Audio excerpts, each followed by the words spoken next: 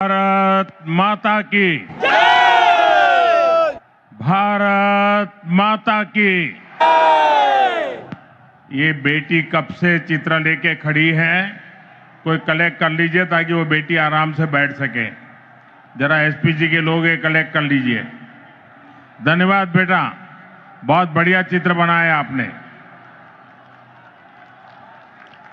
भारत माता की जय। भारत माता की जय। আমার প্রিয় পশ্চিম বঙ্গবাসী ভাইও বোনেরা, আমার অন্তরের অন্তঃস্থল থেকে সুশ্রদ্ধ প্রণাম। बंगाल की ऐतिहासिक धरती, ये ब्रिगेड परेड ग्राउंड का ऐतिहासिक मैदान और बांग्ला मानुष का ये ऐतिहासिक जनसैलाब, जहां जहां मेरी नजर पहुंच रही है लोग ही लोग नजर आ रहे हैं। ये अद्भुत दृश्य है। ये आपका उत्साह, ये आपका जोश, बंगाल क्या सोच रहा है, बंगाल के मन में क्या चल रहा है, अगर किसी को देखना है तो जरा ये तस्वीर देख ले।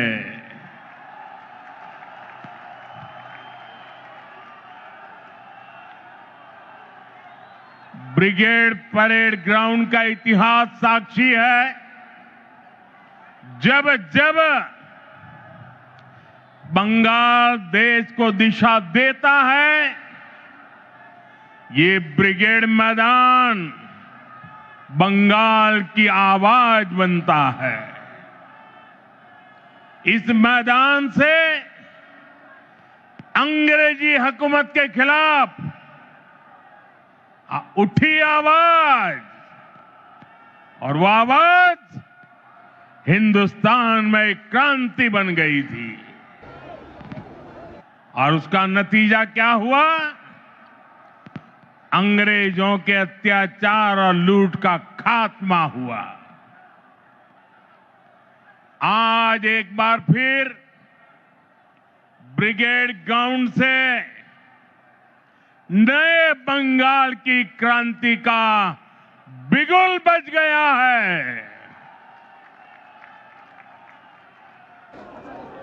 बंगाल में बदलाव अब दीवारों पर भी लुक चुका है और बंगाल के लोगों के दिलों में भी छप चुका है। अब बंगाल से निर्मम सरकार का अंत होकर रहेगा।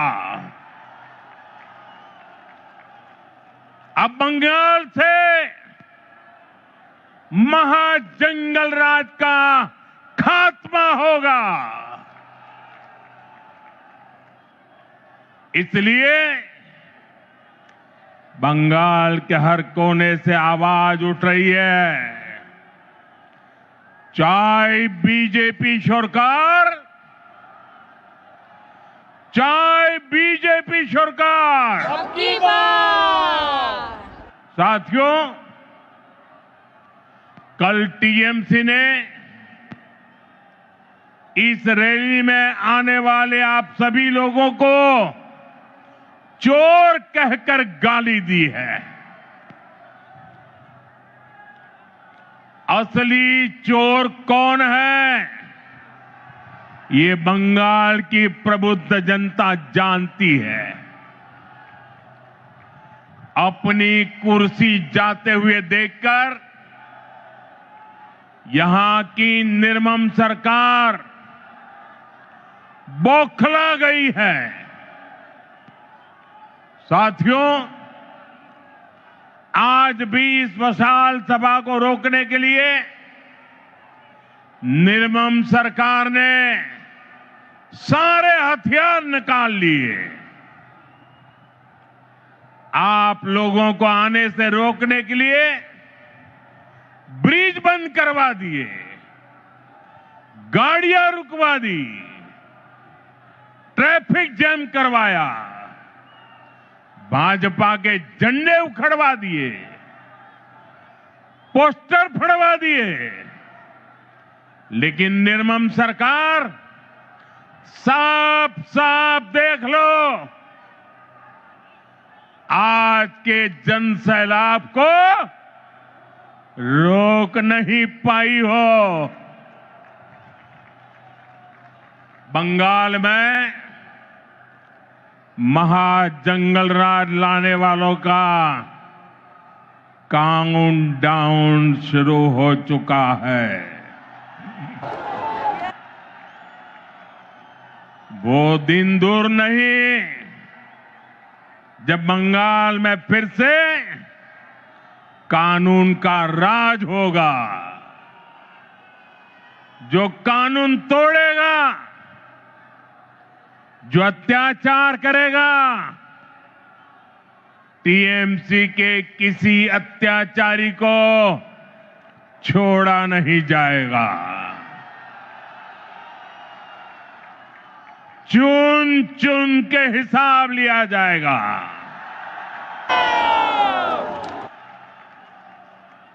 भाइयों बहनों, यहां की निर्मम सरकार चाहे अब जितना जोर लगा ले, परिवर्तन की इस आंधी को अब निर्मम सरकार रोक नहीं पाएगी। भाजपा के साथ, एनडीए के साथ महिषासुर मर्दिनी का आशीर्वाद है। श्री रामकृष्ण परमहंस, स्वामी विवेकानंद,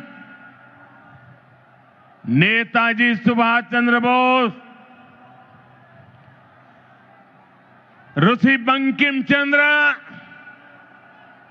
गुरुदेव रविंद्रनाथ टैगोर, ईश्वर चंद विद्यासागर,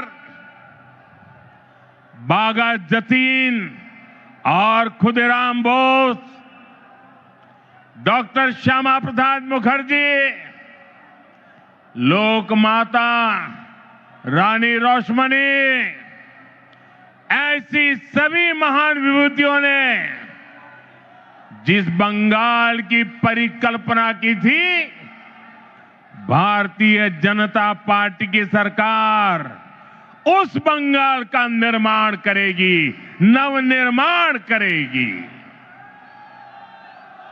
साथियों, बंगाल का विकास नेक नियत से होगा, सही नीतियों से होगा। बंगाल में अभी हमारी सरकार नहीं है, लेकिन फिर भी केंद्र सरकार के जरिए बीजेपी दिन रात बंगाल के विकास में लगी हुई है। आज भी अभी मैंने 18,000 करोड़ रुपए 18,000 करोड़ रुपए से अधिक की परियोजनाओं का उद्घाटन और शिलान्यास किया है। अभी 18,000 करोड़ कितना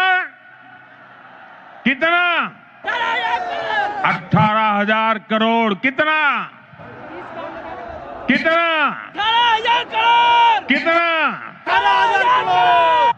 4 दिन पहले ही कैबिनेट ने पश्चिम बंगाल के लिए मल्टी ट्रैकिंग प्रोजेक्ट्स को भी मंजूरी दी है।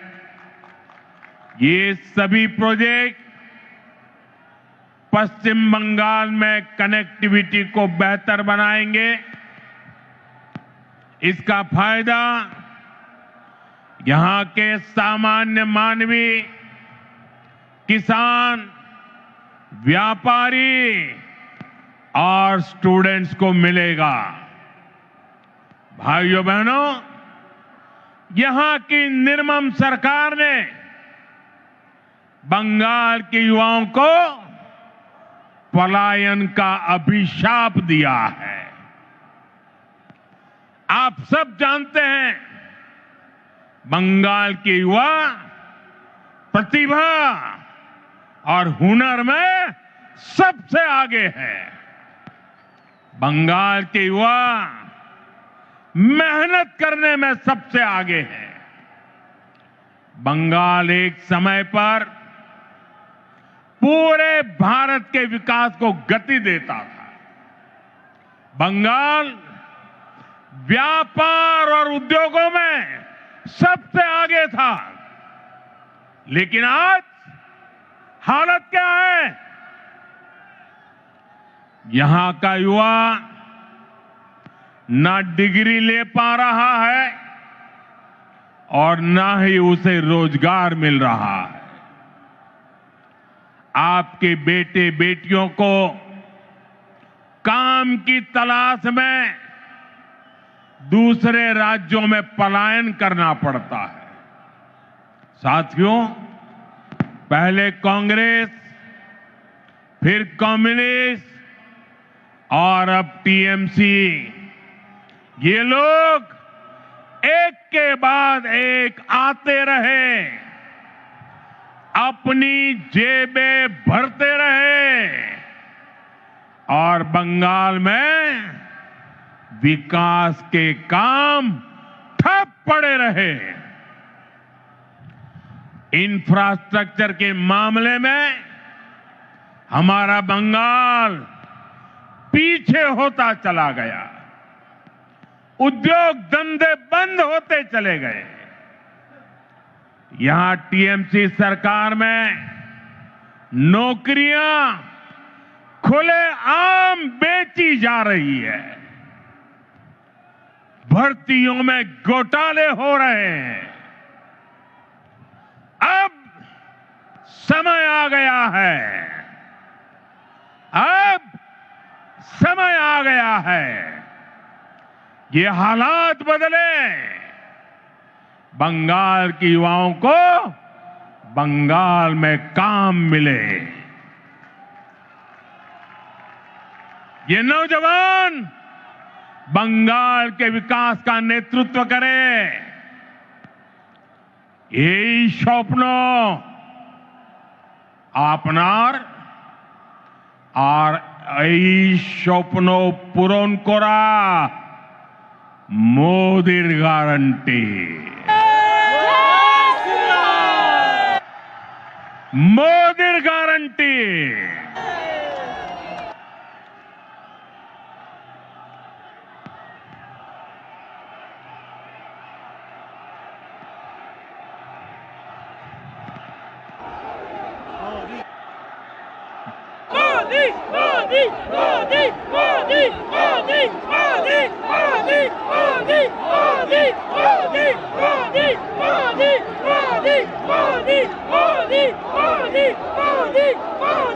साथियों, टीएमसी सरकार का एक ही एजेंडा है। ये टीएमसी वाले न खुद काम करेंगे न करने देंगे। जब तक इनको अपना कट मनी नहीं मिल जाता, ये किसी भी योजना को गांव गरीब तक नहीं पहुंचने देते। इसलिए टीएमसी सरकार केंद्र की योजनाओं को रोक कर रखती है।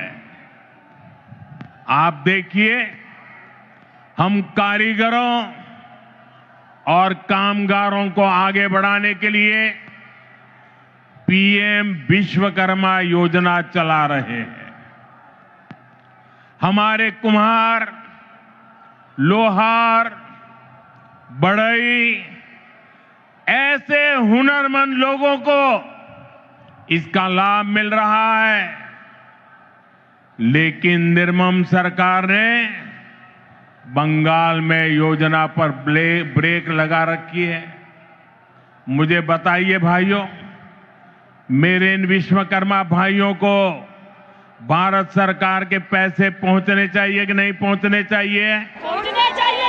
उनको मदद मिलनी चाहिए कि नहीं मिलनी चाहिए? मिलनी चाहिए। उनका भविष्य उज्जवल होना चाहिए कि नहीं होना चाहिए? चाहिए। केंद्र सरकार पैसे दे रही है, बंगाल को कुछ नहीं करना है, लेकिन उसके बावजूद भी ये विश्वकर्मा समाज के मेरे छोटे छोटे भाई बहनों को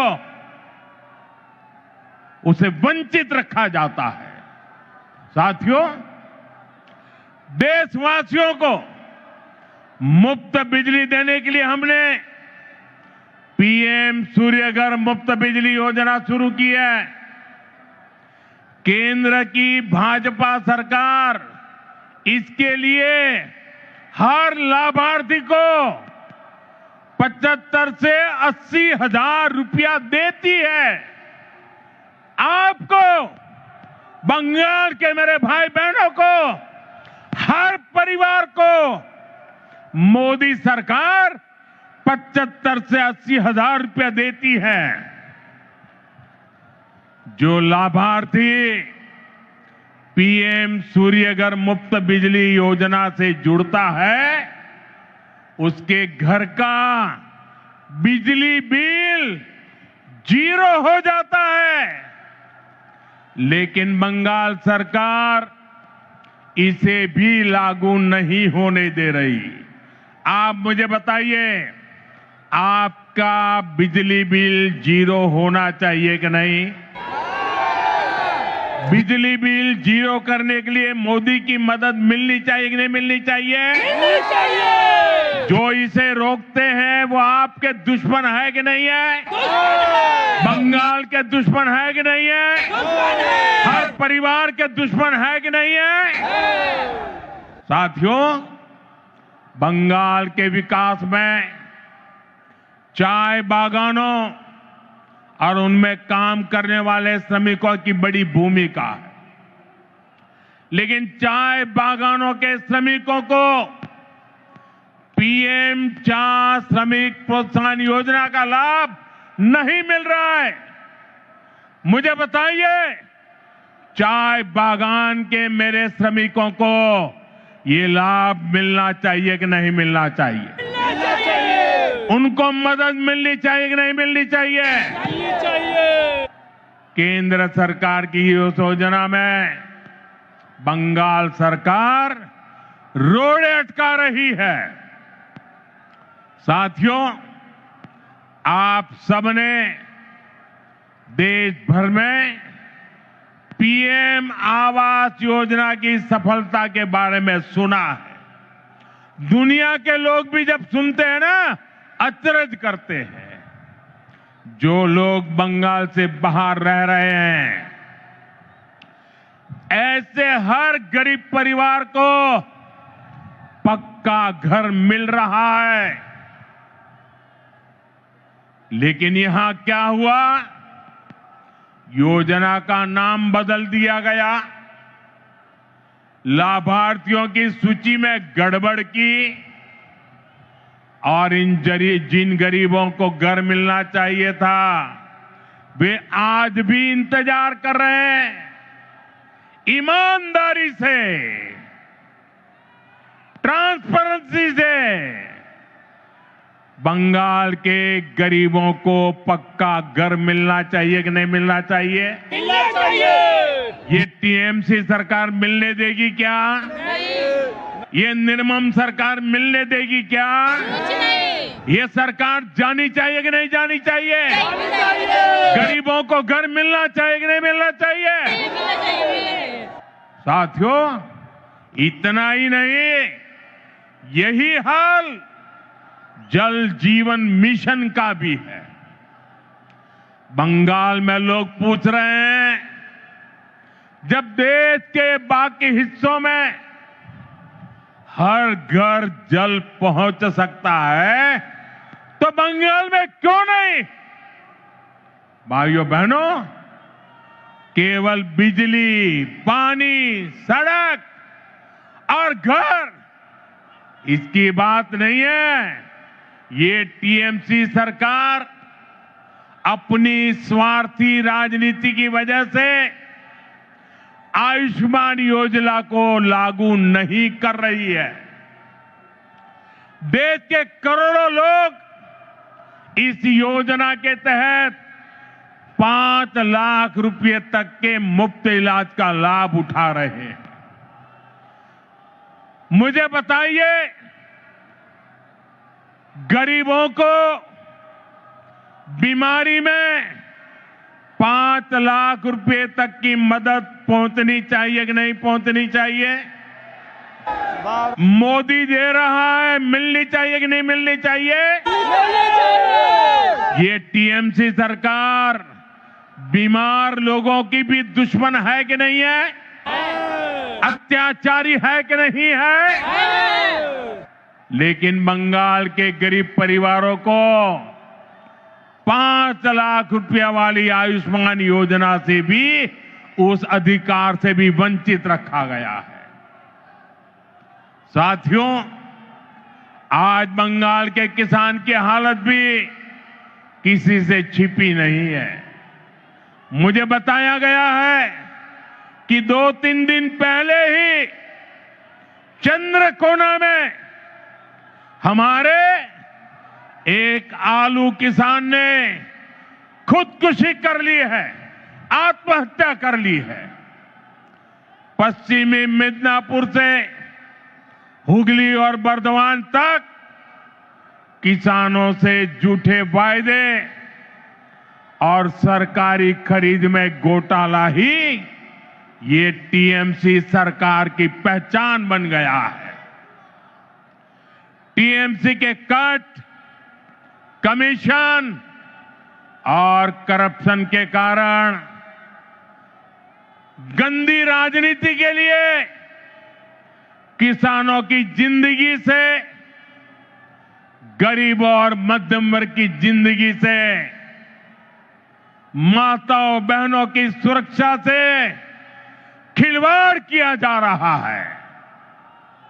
इसलिए टीएमसी जाएगी तो हर गरीब को पक्का घर मिलेगा। गरीब को पक्का घर मिलना चाहिए कि नहीं मिलना चाहिए? मिलना चाहिए कि नहीं मिलना चाहिए? मिलना चाहिए। ये मोदी की गारंटी है। हर गरीब परिवार को बता देना, जैसे ही टीएमसी की सरकार जाएगी, गरीबों का पक्का घर बनना शुरू हो जाएगा। टीएमसी जाएगी तो हर घर साफ जल पहुंचेगा।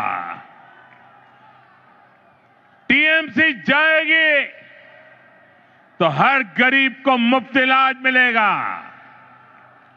टीएमसी जाएगी तो कारीगरों को नए अवसर मिलेंगे। टीएमसी जाएगी तभी बंगाल में सुशासन आएगा। साथियों, हमारे बंगाल ने आजादी के बाद विभाजन सहा, विभाजन की आग देखी, मजहबी दंगे देखे, बाद के दशकों में अस्थिरता देखी, घुसपैठ का दौर देखा, रक्तपात सहा। इस सब की सबसे बड़ी भुक्तभोगी अगर कोई थी तो बंगाल की माताएं, बहनें, बेटियां, बंगाल की महिलाएं थी। लेफ्ट की सरकार में अपहरण, हत्या, बलात्कार का वो दौर कोई नहीं भूल सकता। इसलिए बंगाल के आप लोग लेप को हटाकर बड़ी आशा के साथ टीएमसी को लेकर आए। आपने टीएमसी पर भरोसा किया, लेकिन टीएमसी ने लेप के गुंडों और माफियाओं को ही अपनी पार्टी में भर्ती कर लिया। आज बंगाल में अपराधियों को खुली छूट है। आए दिन बहन बेटियों के खिलाफ दिल दहलाने वाले अपराध होते हैं। बंगाल का कोई इलाका ऐसी घटनाओं से अछूता नहीं है। आप याद करिए, कॉलेज परिसर में दुष्कर्म की घटना, नाबालिग बेटियों से दुष्कर्म के मामले, टीएमसी कार्यालय में महिला से बलात्कार, 7-8 साल की बच्चियों से बलात्कार के खौफनाक कुकृत्य, कहीं आदिवासी बेटी के साथ दुष्कर्म, ऐसे ज्यादातर मामलों में अपराधी कोई न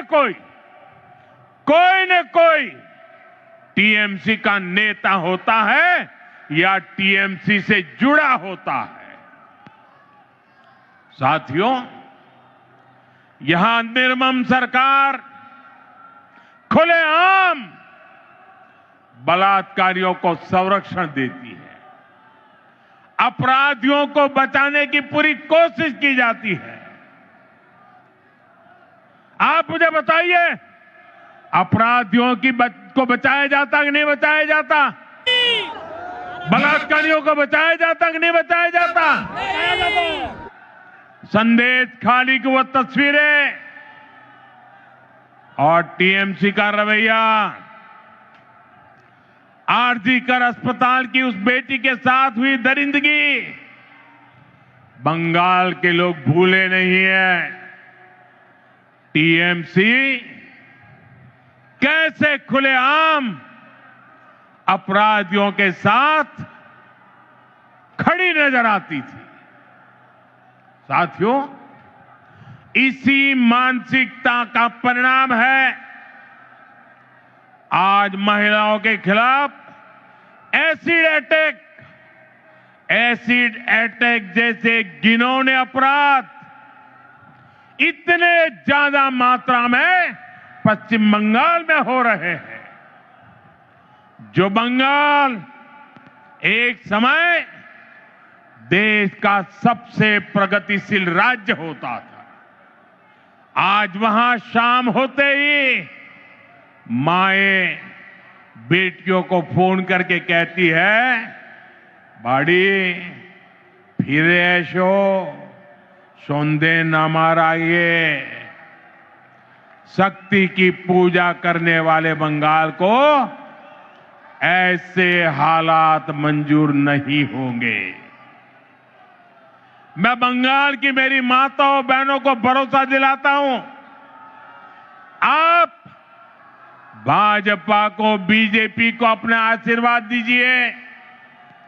बीजेपी सरकार में महिलाएं सुरक्षित होगी और अपराधी जेल में होंगे,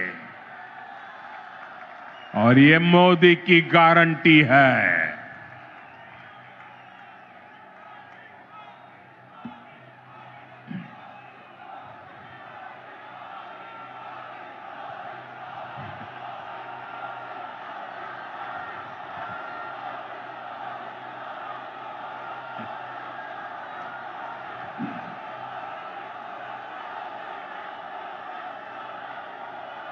साथियों, टीएमसी सरकार गुंडों और अपराधियों की बैसाखी पर चलती है।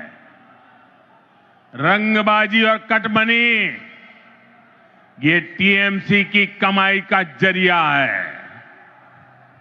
ये लोग जानते हैं जिस दिन बंगाल के लोग खुलकर सामने आ गए, टीएमसी की विदाई पक्की है। और मैं ये दृश्य देख करके कह सकता हूं, अब टीएमसी को बचाने वाला कोई नहीं बचा है।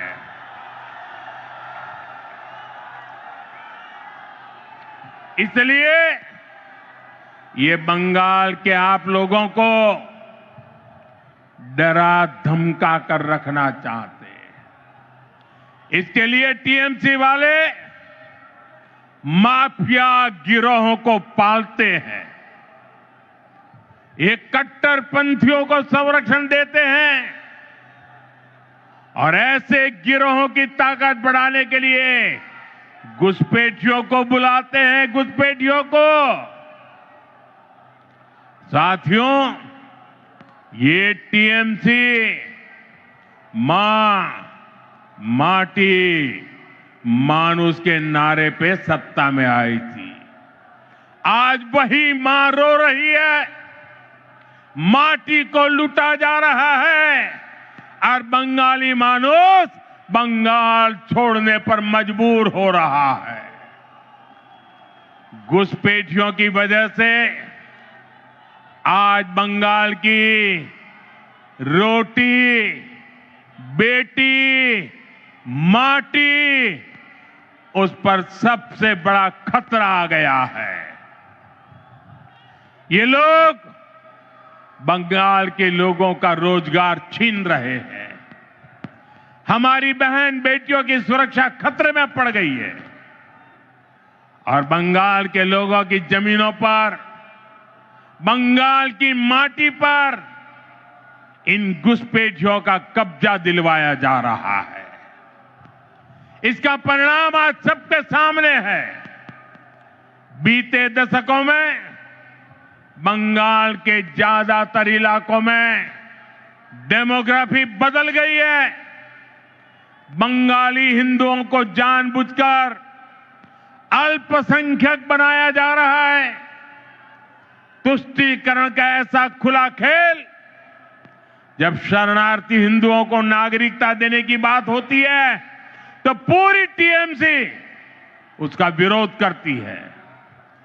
वो हिंदू जिन्होंने कभी विभाजन का समर्थन नहीं किया था, जिन्होंने हमेशा अविभाजित बंगाल को, भारत को अपनी मातृभूमि माना, टीएमसी वाले उन्हें नागरिकता देने का विरोध करते हैं, क्योंकि उनके लिए उनकी वोट बैंक ही सबसे प्रमुख है। वो हिंदुओं को तो अपनी वोट बैंक नहीं समझते, उनसे उनके आपराधिक गिरोह नहीं बढ़ते। इसलिए ये लोग एसआईआर का भी विरोध करते हैं, ताकि घुसपैठियों के नाम वोटर लिस्ट से हट न जाए, वोटर लिस्ट शुद्ध न हो जाए। और ये तो ऐसे लोग हैं जिनकी मृत्यु हो चुकी है, उनके भी नाम निकालने के लिए तैयार नहीं है। भाइयों बहनों, डेमोग्राफी के इस खतरनाक बदलाव ने आज बंगाल को असुरक्षित बना दिया है और अब तो यहां खुलेआम धमकी दी जा रही है। कहा जा रहा है एक खास कम्युनिटी वाले मिलकर आप लोगों को खत्म कर देंगे। संविधान की कुर्सी पर बैठकर ऐसी धमकी, करोड़ों बंगाली लोगों को खत्म करने की बात आपके मुंह में शोभा नहीं देती है। मैं पूछना चाहता हूं, वो कौन लोग हैं जो टीएमसी सरकार के इशारों पर करोड़ों लोगों को खत्म कर देंगे? साथियों, धमकाने डराने की इस राजनीति को टीएमसी ने इसे अपना हथियार बना लिया। चुनाव में वोटरों को धमकी, सरकार की नीतियों के आलोचकों को धमकी, मीडिया को धमकी, विपक्ष को धमकी।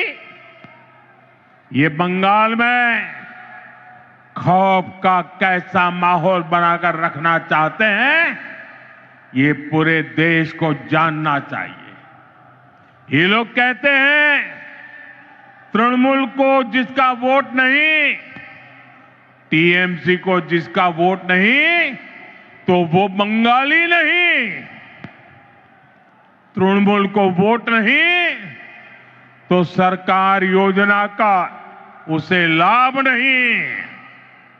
तृणमूल को वोट नहीं तो घरों में बिजली पानी नहीं। टीएमसी सिंडिकेट के जरिए नहीं जाओगे तो कोई सप्लाई नहीं। लेकिन साथियों, मैं टीएमसी को याद दिलाना चाहता हूं, टीएमसी की गुंडागर्दी के दिन अब खत्म होने जा रहे हैं।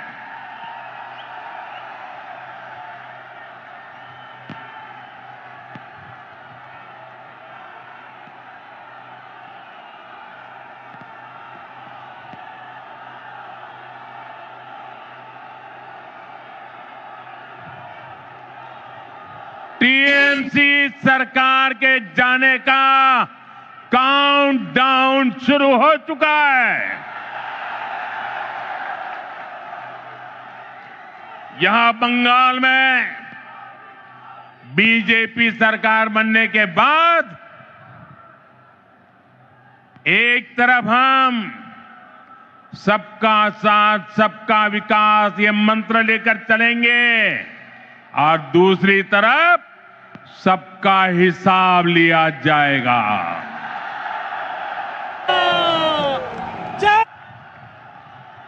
टीएमसी को वो गुंडों, ये टीएमसी के वो गुंडे जो आपको डराते हैं, बीजेपी सरकार में उनके डर भरे दिन शुरू होना तय है। बीजेपी सरकार में खौफ हर अपराधी को होगा, खौफ हर घुसपैठियों को होगा, खौफ तुष्टीकरण की राजनीति करने वालों को होगा, क्योंकि कानून अपना काम करेगा, कानून का राज आएगा। ऐसे लोगों को मुंह छिपाने की जगह नहीं मिलेगी। ऐसे अपराधियों को सिर्फ एक ही जगह होगी, एक ही जगह होगी, जेल, जेल, जेल। साथियों, बंगाल की निर्मम सरकार में आज सबसे ज्यादा प्रताड़ित यहां का दलित, आदिवासी और हमारे गरीब भाई बहन है। आदिवासी समाज के साथ कैसा अन्याय होता है ये किसी से छिपा नहीं है, लेकिन अब तो टीएमसी सरकार इन्होंने सभी सीमाएं लांघ दी है। आप देखिए, अभी कुछ दिन पहले हमारे देश की महामहिम राष्ट्रपति, आदिवासी समाज की बेटी आदरणीय द्रौपदी मुर्मू जी बंगाल आई थी। उन्हें संथाल आदिवासी परंपरा के पावन उत्सव में शामिल होना था, लेकिन अहंकार में डूबी इस निर्मम सरकार ने न केवल उस कार्यक्रम का बहिष्कार किया, बल्कि उसे पूरी तरह बदइंतजामी के हवाले कर दिया। क्योंकि एक आदिवासी बेटी इतने बड़े पद पर है, टीएमसी वालों को उनका सम्मान मंजूर नहीं हुआ। द्रौपदी मुर्मू जी, जो हमेशा अपनी सरलता के लिए जानी जाती है, उन्हें खुद बड़े दुखी मन से खेद व्यक्त करना पड़ा। भारत के राष्ट्रपति को अपनी तकलीफ बतानी पड़ी। टीएमसी वालों को ये याद रखना पड़ेगा, उन्होंने केवल द्रौपदी मुर्मू जी का अपमान नहीं किया है, उन्होंने करोड़ों आदिवासियों का अपमान किया है। उन्होंने करोड़ों महिलाओं के सम्मान को ठेस पहुंचाई है। उन्होंने देश के सर्वोच्च पद की गरिमा को ठेस पहुंचाई है। इन्होंने भारत के संविधान का अपमान किया है। इन्होंने बाबा साहब आंबेडकर का अपमान किया है। और इसका जवाब बंगाल के लोगों से टीएमसी को मिलने वाला है, निर्मम सरकार को मिलने वाला है। साथियों, टीएमसी सरकार ने बंगाल को पूरी तरह से अराजकता के हवाले कर दिया है। संवैधानिक व्यवस्थाओं पर आए हर दिन हमले करने के वो रास्ते खोजते रहते, हमले करते रहते। पिछले कुछ महीनों में आपने देखा है, जब भी चुनाव आयोग निष्पक्ष चुनाव सुनिश्चित करने के लिए कदम उठाता है, मतदाता सूची की शुद्धि की कोशिश करता है, तब टीएमसी उसके खिलाफ हमला करने लगती है। जो संस्था स्वतंत्र और निष्पक्ष चुनाव कराने के लिए जिम्मेदार है, उसी की विश्वसनीयता पर सवाल खड़े किए जाते हैं। ऐसा ही व्यवहार देश की सेना को लेकर दिखाई देता है। जब 2019 में भारतीय वायुसेना ने बालाकोट में आतंकवादी ठिकानों पर निर्णायक कार्रवाई की, तब टीएमसी ने देश की वायुसेना से कार्रवाई का सबूत मांगा। साथियों, यहां राज्य सरकार पुलिस को स्वतंत्र रूप से जांच करने नहीं देती। जब राष्ट्रीय एजेंसियां टीएमसी सरकार के भ्रष्टाचार या गंभीर अपराधों की जांच करना चाहती हैं, तो उन्हें भी रोकने की कोशिश होती है। अब जरा सोचिए, न्याय के लिए लोग आखिर कहां जाएंगे? साथियों, तृणमूल वाले यही अराजकता दिल्ली तक फैलाने की कोशिश करते हैं। आपने संसद में भी देखा है, सदन के भीतर कैसे कागज फाड़े जाते हैं, कैसे बहस को रोका जाता है, कैसे सदन की कार्यवाही को बाधित किया जाता है। देश टीएमसी की शर्मनाक हरकतें देखकर हैरान होता है। साथियों, बंगाल के प्रबुद्ध लोग अब इस अराजकतावादी सरकार के खिलाफ संकल्प ले चुके हैं।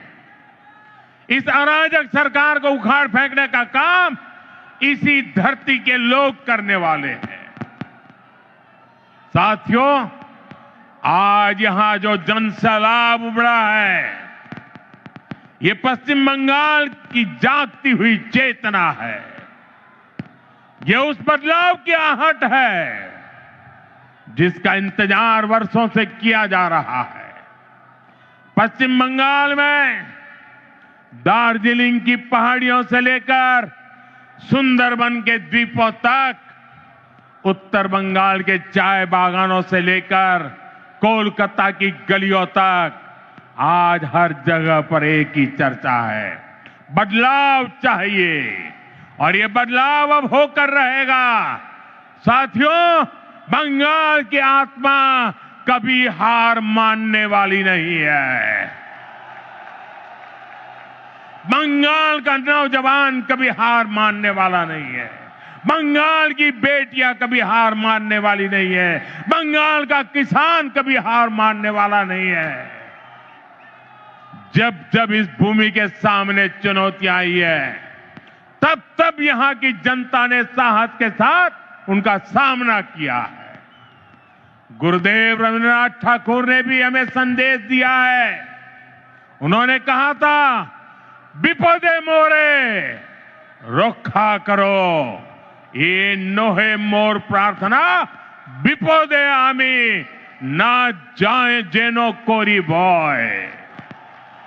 आज भी वही समय है। कुछ लोग आपको डराने की कोशिश करेंगे, कुछ लोग कहेंगे कि बदलाव संभव नहीं है, लेकिन याद कर रहिए और याद जरूर रखें, जब जनता ठान लेती है तो कोई भी ताकत उसे रोक नहीं सकती। और बंगाल की जनता ने जब भी ठाना है, इतिहास बदल कर दिखाया है। आज मुझे इस ऐतिहासिक ब्रिगेड मैदान में वही आत्मविश्वास मेरी आंखों के सामने दिखाई दे रहा है। याद रखिए, इस बार चुनाव सिर्फ सरकार बदलने का नहीं है। इस बार चुनाव बंगाल की आत्मा को बचाने का चुनाव है। इस बार चुनाव व्यवस्था बदलने का है। इस बार चुनाव कटमनी से छुटकारे का है। इस बार चुनाव डर से मुक्ति का है। मैं आने वाले परिवर्तन के लिए मेरे बंगाल के भाइयों बहनों को बहुत बहुत शुभकामनाएं देता हूं। मेरे साथ बोलिए, मेरे साथ पूरी ताकत से बोलिए, पाल्टानो दोरकार, बीजेपी सरकार, पाल्टानो दोरकार, बीजेपी सरकार, पाल्टानो दोरकार, बीजेपी सरकार, पाल्टानो दोरकार। बीजेपी सरकार। पश्चिम बंगेर জনগণের জয় হোক। जय हिंद। भारत माता की, भारत माता की। वंदे वंदे वंदे वंदे वंदे वंदे वंदे वंदे।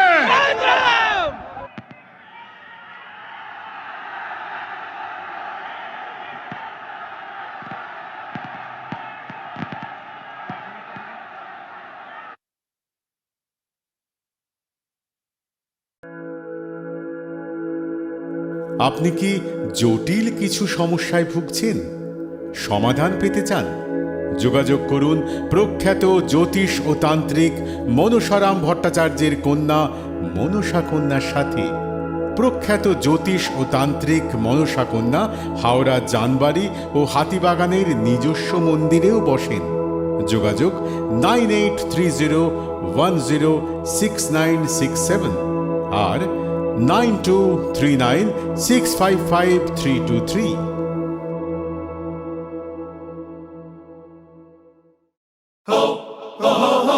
পুজো মানে জমকালো লাইন, ড্রপ বক্স লোফা লুফি আইন, পেপারের ক্যাটালগে আঁকা, বাঙালির ইমোশনে মাখা। এ ভরসা কি উপায়, জার্নি পায়ে পায় পৌঁছে দেবে ঠিক ডেস্টিনেশন। বিশ্বমান শ্রীলেদার্স, খাঁটি দাম শ্রীলেদার্স। শ্রী লেদার্স, হাওড়া ময়দান।